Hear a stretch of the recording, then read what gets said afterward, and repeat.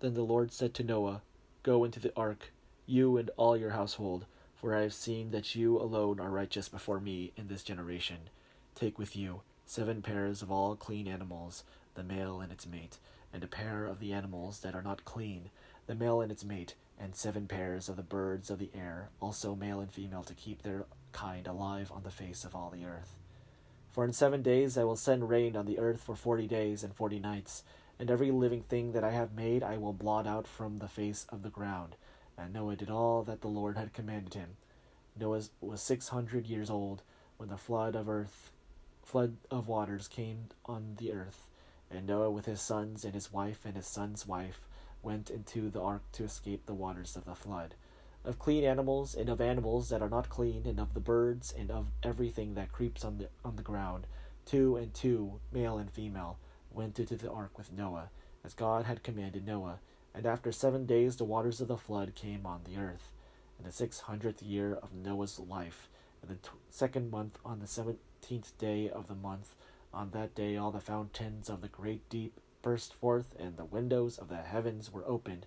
The rain fell on the earth 40 days and 40 nights. On the very same day Noah with his sons Shem and Ham and Japheth, and Noah's wife and the 3 wives of his sons entered the ark. They, and every wild animal of every kind, and all domestic animals of every kind, and every creeping thing that creeps on the earth, and every bird of every kind, they went into the ark with Noah, 2 and 2 of all flesh, in which there was the breath of fire. And those that entered, male and female of all flesh, went in as God had commanded him. And the Lord shut him in. The flood continued 40 days on the earth, and the waters increased and bore up the ark, and it rose high above the earth.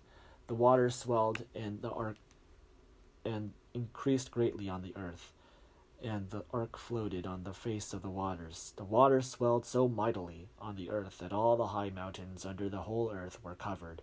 The waters swelled above the mountains, covering them 15 cubits deep, and all flesh died that moved on the earth, birds, domestic animals, wild animals, all swarming creatures that swarm on the earth, and all human beings. Everything on dry land, on whose nostrils was the breath of life, died.